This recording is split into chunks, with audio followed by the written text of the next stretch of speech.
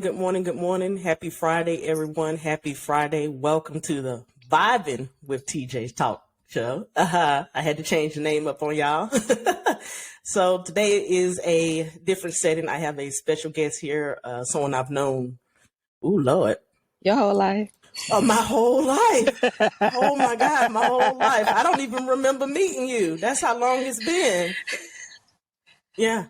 So, yeah, my whole life, Miss Mika Lou. There we go. Yeah, so we're going to hop right into it. Today we're going to be talking about dating and celibacy. Dating and celibacy, yeah. So I'm going to pass the floor on to her and hop right into it. You know, let her introduce herself, give a little background about herself, and then we're going to hop right into it after there. Let's see, native of Winston-Salem, North Carolina. Okay. Graduate of North Carolina A&T State University and Southern New Hampshire University. Mother of 3. Okay. Wife of none. Yet. Yeah, you got to add that yet in there. Yet. It's coming. Yet. Serial entrepreneur, but background in banking and real estate. That's like a summary. Of me. Real estate. I didn't know you was into real estate. I like a lot of real estate. I didn't know you liked real estate like that. Loved real estate since I was a teen, but being that I'm in banking, that's literally the only world I've been in. I haven't been in any other aspect of banking since undergrad. So I've been in banking almost 20 years. Okay. I guess I dabble a little bit in banking or finance, you know. I invest a lot, so yeah. Yes, that's my thing. On the side, you know, life business coach, which is my passion, writer, actress, until it becomes full time. Okay. So that's me in a nutshell. Okay, that sounds good. Oh, your video went out. Did it? Hold on. Yeah. I'm back. Okay. We doing this on the fly, so you know she outside getting her exercise in. I'm back, and I got a very busy child. So okay, I mean, understand. You know, this is real life. You know what I'm saying? Like, I'm not gonna stage it or anything like that. It is what it is. People gonna take it or leave it. You know what I mean? she's a busy 1-year-old. Yeah. So here we are. Yeah. So okay. So we're gonna hop right into it. You got a little bit of background on Mika Lou. So we're gonna hop right into it. Like I said, the topic is dating and celibacy, and I think the reason why I chose you because I know you had wrote a book on it, and I read your book, and I was some boy. I was like, yeah, I did read your book. I did. I had to go. People are like, yeah, I got it, but I'm like, did you read it though? Yeah, I read. Like I'm a reader. People don't know, but I am a reader. Like I love to read, and I don't know. It's been years now, but I've gotten into a lot of self-development books. So that's my thing. I have 2 more coming out, so keep on the lookout for that. Okay. Active writer. I guess I forgot to mention that, huh? No, I think you said writer. I think you did. Okay. Yeah. I'll be in the author club one day. I'm in the process of writing a book right now. Listen, we all got a story to tell. Oh, yeah, definitely. So, like I was saying, I read your book, and I ain't gonna lie, I had to clutch my pearls a little bit because I'm like, damn, she coming for me. Dang. I come for a lot of people. I come for a lot of people. Jesus. I ain't gonna lie, I felt a little offended. Like I had to put the book down and everything. Like, wait a minute. Not offended. That's so funny. I did. I said, wait a minute. But hey, truth hurts sometimes. Listen, if the first couple of pages said it's a self-check book, not self-help, because sometimes you gotta check yourself. So I'm here for the people. Oh, and that's one thing I advocate very strongly about is checking myself. I always take a hard look in the mirror and be very honest with yourself. You can't be honest with yourself. Who you gonna be honest with? You know? And that's a lot of folk out here lying to themselves. Lying to themselves. So I get it. So yeah, I ain't gonna lie. I read the book. I had to put it down a few times because boy, he was coming for me, but it was a good book. And I ain't gonna lie. I am on my own celibacy journey. Okay. So it did inspire me to do that. But I Okay. wanted to hear from you because hell, you the only one I know that's done it besides me. So so I feel like you probably can relate to some of the things that I've gone through or going through. So Hey, I'm sure. yeah, so I just want to know like what inspired you to start that? What was the kickoff for you or the breaking point for you to want to start that journey? Well, let's Yeah, just let's go let's for just there. do that. Yes. Okay, yeah. So, this is my first intentional round. Okay. Let's do Okay. that. This is my first conscious, intentional, aware moment of doing it. Now, I will say, over the years, I would call myself abstinent. Okay. I was just waiting till the right person I trusted to come along, and then I was absolutely intentionally having sex with them. But I wouldn't do anything in between. Then there was a point in my life where I just didn't care, relationship or not. Around 30, celibacy has to be a personal decision. It has to be an intentional and a personal decision. Now, there are times where you have influence that encourages it, and accountability groups and partners, and that's cool too. But ultimately, it's a personal invitation. So it was not a personal invitation for me at that time. It was just like, oh, okay, I'll try it out.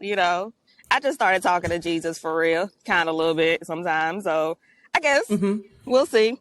Yeah, did not last. With the right people. You know what I'm saying? So it was like, yeah, I'm celibate this because I just ain't want to mess with you. But it was Oh, hard okay. when I actually was attracted to you. It was hard when I was actually attracted to you. I was actually communicating with you. I was actually dating you. I was like, oh, Chad, I don't know how this gonna work. So I knew saying that I was celibate on the spiritual level was important because I'm making a commitment to God. And so if I'm just going to say I'm going to be abstinent, I'm not going to have sex, that's one thing. But if I'm saying that I'm going to be celibate in relationship to God and my religion, I can't lie. So that bothered me. That bothered me to my core. I cannot say I'm celibate because I don't want to break a promise to God. So I just ain't say it. I was just like, well, I ain't with nobody, so I ain't gonna have sex. But I'm not going to say celibate. So I dated. I got out of my uncommitment stage where a friend of mine, he told me, he helped me heal. He said, Mika, you are wrong for having sex with these men. And I was like, what are you talking about, sir? He was like, Mika, you don't have sex with someone until you trust them, but you're not into them. And I'm like, what's your point? He was like, yeah, but once you have sex with them and you leave them alone, they into you now. What's your point? He was like, Okay. that's wrong. And I'm like, is it? I was like, men do it all the time. They get to know a girl to the point where she gonna have sex with them and he may and may not stay with her. But That's very true. That's very true. Yeah. he was like, yeah, but that's 20. When did I move out of North Carolina? 2017. I would not say that I did not say I was celibate. I just said I'm going to chill. Okay. I said I mean, you honest. I'm a chill until I Okay. find somebody that I could be in a relationship with. And ironically, dating in DC for me was terrible. So I did not have sex for 3 years, almost. Oh, no, yeah, almost 3 years. Then I met not met a guy. I reconnected with someone from my past that I liked as a kid. And that was like my first test of, can you be celibate to somebody you're attracted to? Not for long. But I'm very honest. And there's a difference between honest, transparent, and vulnerable. And I'm all dependent on who you are and what we're discussing. So I was very honest, but I wasn't transparent. Well, this is part of well, man, I want to tell you, just from that right there, from some of the stuff that she was saying, I'm like, wow, I can really relate to some of this stuff because like I mentioned very briefly, I'm on my own little, I ain't gonna say little, because it's a big deal to me, my own journey of celibacy. And like she said, it is a personal choice. I made a personal choice to do it because I decided to go on my own spiritual journey, my own personal growth journey, my own personal emotional journey for growth. And I just wanted to be as clear as possible. And for me, being transparent, sex clouded my mind a lot. It clouded my mind a lot. So maybe I'll talk more about my own personal journey in the future, but yeah, I can already relate to that, to some of the things that she's saying. You said something from my childhood. Oh, I was asking the guy that the last guy you had sex with, and you said like y'all had sex, y'all didn't talk no more. Was that the guy from the childhood, or was that someone? Yeah. I knew him. Oh, wow. I think I met him when I was in middle school, if not before. Wow. So I've known him over half my life. And I believe for him, it was more of I just want to see if I can smash type of thing. Your phone, you're sideways here. Oh, sorry. Y'all good. It told me to turn sideways, but okay. Yeah, I think it was more of I want to see if I can smash type of thing for him. Really? Yeah. Interesting. Yeah. That's a thing, boy. Woo, child. I've been on I used to say, take me off y'all to-do list because it's annoying because of how things would always be presented to me. So never spoke to him again. And even to this day, you haven't spoke to him? And that was what? Almost 3 years ago. Yep. That's oh man, that would have hurt my feelings. I ain't gonna lie. That would have hurt my feelings. I'm a little different.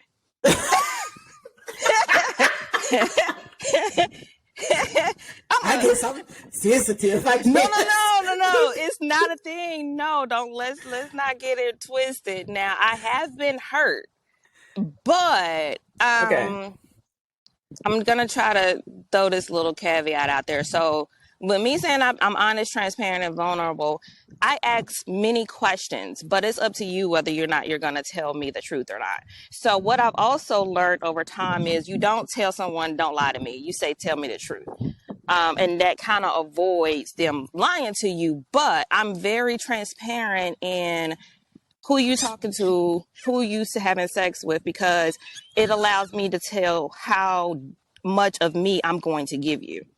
So if I know that I'm not the only young lady that you're speaking with, I'm not going to give you that much attention. So therefore, I don't involve myself intentionally, emotionally. Now spiritually, once you have sex with someone, ain't nothing you can do about that. But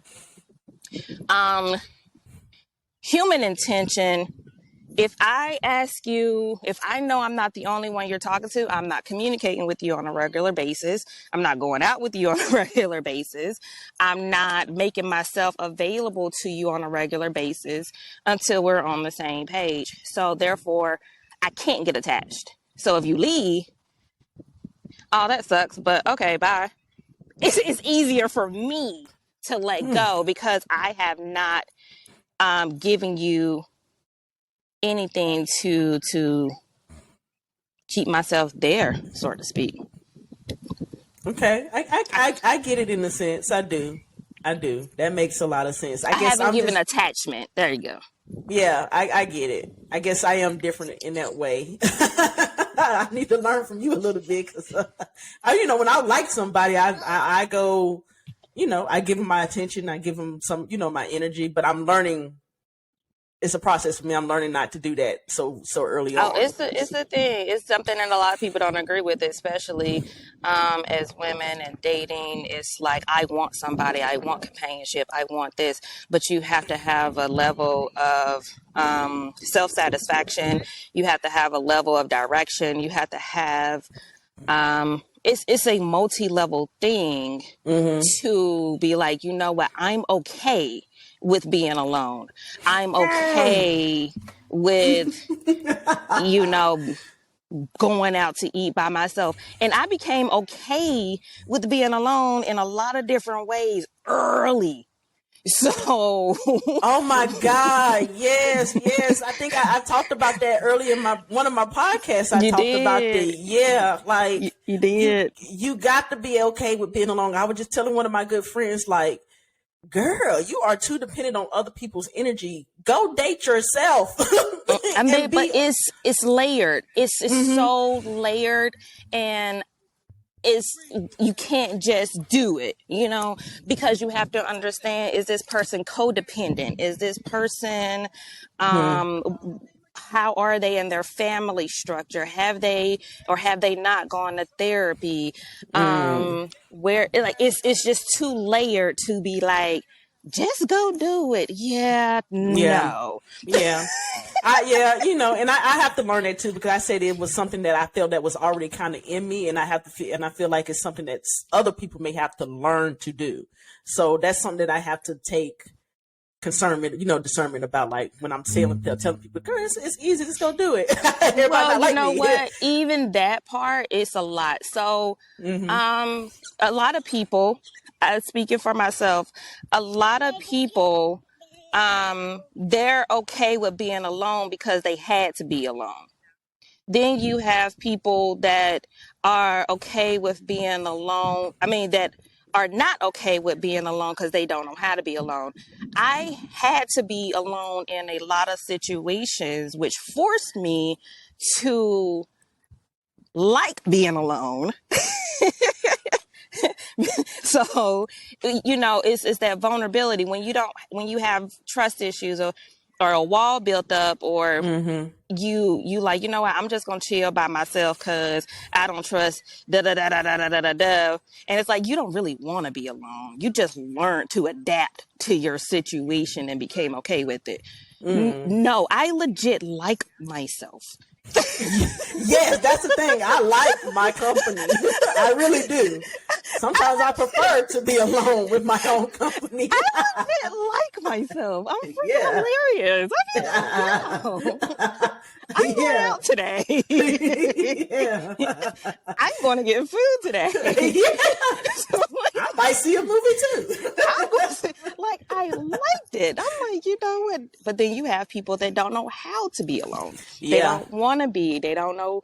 It's just different. So anyway, yeah, we digress. Sorry, it's all good. The flow is flowing. Go ahead, flow. So, I was okay with him leaving. It was like, oh man, that sucks because I've known you my entire life. But it sucks. So whatever. Here we go. So I went back to, just being Mika, being alone. And this is what gets me in trouble a lot of times is I get bored. Okay. I get bored sometimes. And I be like, you know what? I'm going to start swiping left and right. Oh, okay. Not that I want to have sex with you. I'm just bored. I just want to have a conversation with a man. That's it. I understand that completely. I really do understand that. I've had my moments like that when I'm like, okay, let me go on here. And then I'll be like, I guess it is. I don't know. And that's the only time that it came apparent to me that I haven't dated. And if I haven't dated, I haven't had sex. Because it wasn't on my mind. Because when you keep yourself busy and occupied, there's certain things that just do not come up. I agree. I think that's why I've been able to go so long, because I just keep myself busy. And it's Yeah. not like I have to keep busy so I can't have sex. It was like, no, I just was busy. I'm a mother. I work. I was acting and auditioning on a regular basis. My girls were heavily involved in track, so I was traveling a lot. I worked a full-time job. Like, I didn't have time to sleep and pee in the same day, let alone Dang. Yeah, I get it. let alone I gotta date, I gotta go out with you, I gotta care about you, I gotta get to know you. I don't have the mental capacity to like anybody right Oh now. my God, I feel you on that. So I really do. Like, man, that seems like an extra job right now. It is an extra job. That's why I don't understand why people are like, I can't be by myself. Child, I don't have the bandwidth, literally. I don't have the mental, emotional bandwidth right now to handle someone, because I have to care about you. I have, like, I can't have a relationship and not care about you. I can't have a relationship and not spend time with you. Like, those, you can't have a successful relationship with anyone and not give them your mental, physical, emotional, spiritual. Like, you can't. So Yeah, it's not going to work. I'm just like, oh, okay, well, nice to meet you. So Yeah. have a good day. But you know what, though? Like, I will commend you on this, though. And this is something that I have a conversation with one of my good friends about all the time. It's like, at least you had the know that I can't give that to you. A lot of people know they can't give it to these people and still do it. And you know why? It creates. You know What's why? that? It's two reasons, probably. One, they have a codependency issue that they have yet to know or recognize or acknowledge, or they just horny. Period. Or both. Or both. Like, that's it.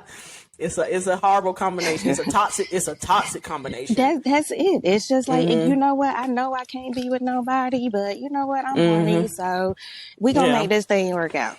Yeah, we're gonna make it do what it do. I don't want to be alone, so you know what?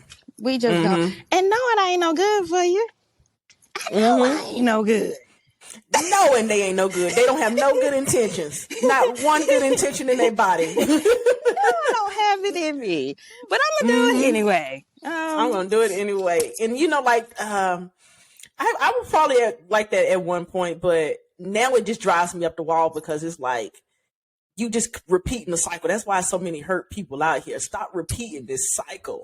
Just go be alone for a little bit. It's okay. No, you don't, because they don't want to be alone. I don't want to be alone.